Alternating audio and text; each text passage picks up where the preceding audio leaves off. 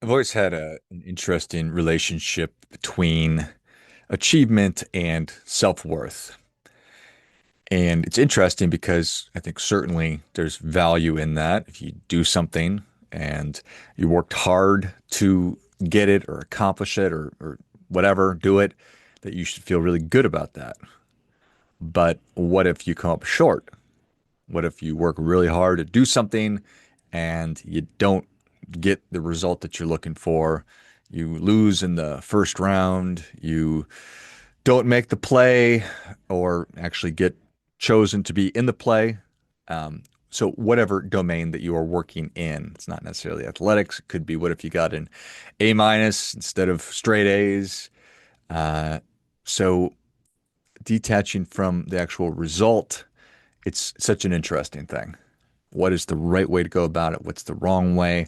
Then there's issues of scale on it. Just because you win or perform at a really high level at not the highest level, does that diminish the achievement? And should that then affect your worth or your self-worth? I don't know. It's really interesting. I was just scrolling through mindlessly, of course, my mouth open, some drool coming out, scrolling through social media, and I saw somebody posted something along the lines of, you know, just figured out that it's really important to separate my self-worth from my achievements. And it just sort of got me thinking about it again. And at first sort of blush, it makes sense. Sounds like you are exercising restraint and maybe even a little bit of self-compassion because just because you fail at something doesn't mean that you are a failure. If you are an entrepreneur and your business is struggling, or if you lose your job or your marriage ends, you don't get into the school that you wanted, if you come up a little bit short in a savings goal, it doesn't erase who you are as a human being. And I definitely agree with that. Yes, of course. But I do think that that is missing something really, really important because not all achievements are equal. And I've been on this kick over the past several years about really prioritizing and focusing and understanding what really matters. And when you start, well, I think regardless of that, we keep score on things. Human beings, we're keeping tallies, and it's important to do that.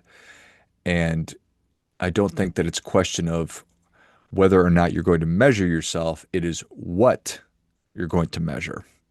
And I think it's that deciding what it is that you're going to measure oftentimes are the incorrect things.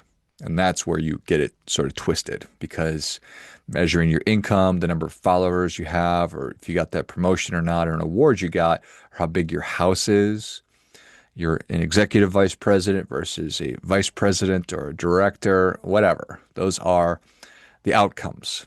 And while they're certainly influenced by effort, there's also luck involved and there's other human beings involved. There is oftentimes the economy, which is well outside of my control, and politics, and just a long list of stuff that has nothing to do with me and I have nothing to do with it. So if your identity is resting on those things, I think that you're going to find yourself on some kind of a emotional roll, like a literal emotional roller coaster, going up and down and up and down and up and down.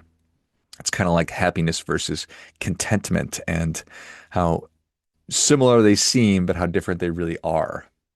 So I think that instead of doing that, we can measure something else.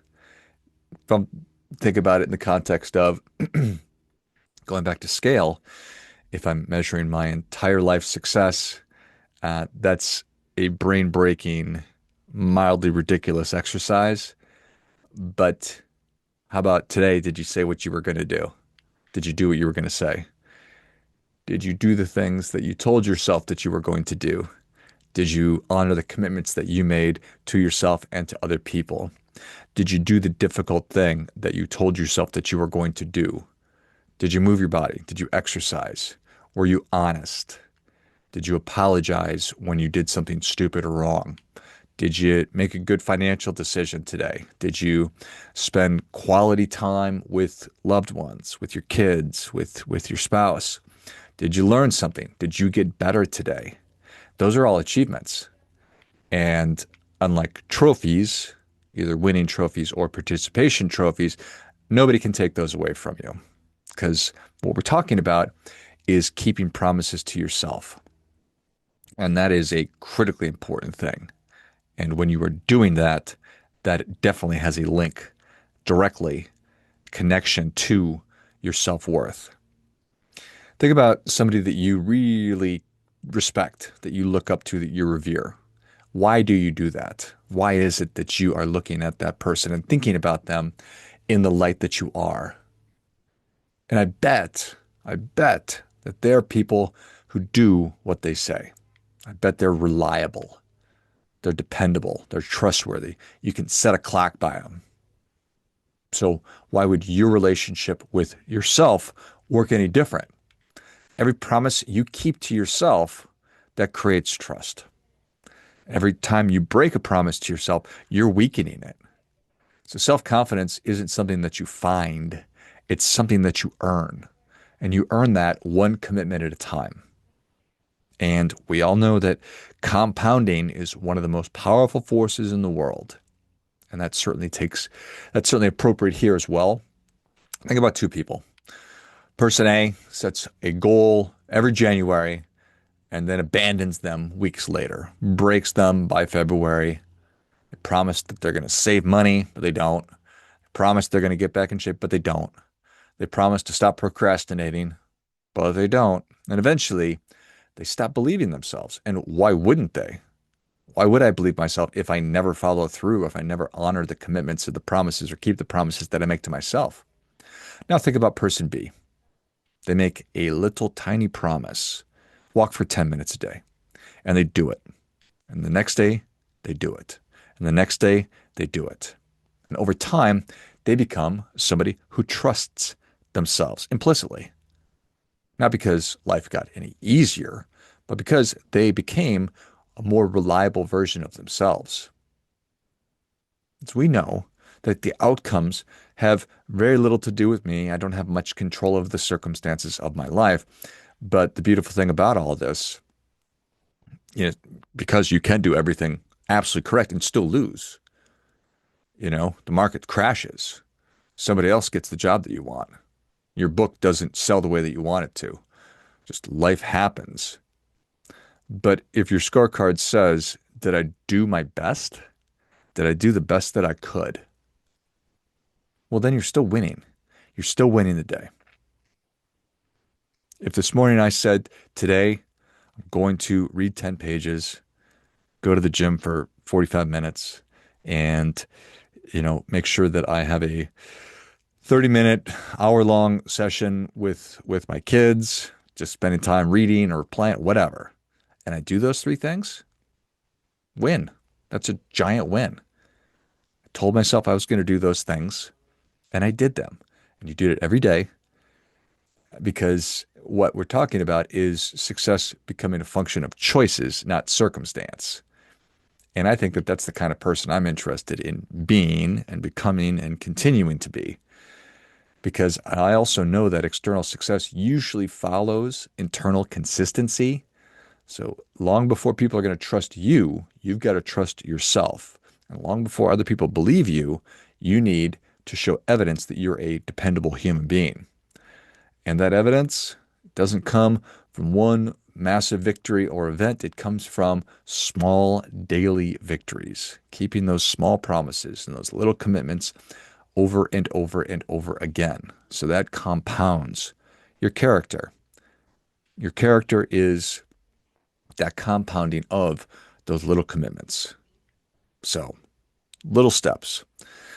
I advocate that if you do find yourself chasing perfection, knock that out.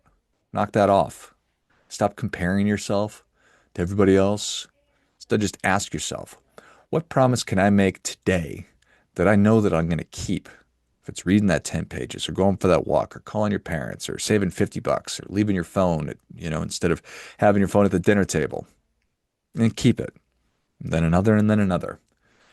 Every promise you keep is a vote for the person that you are becoming. We are the culmination We are the summation of the choices that we make. That person that you see in the mirror, it's the result of your choices, obviously.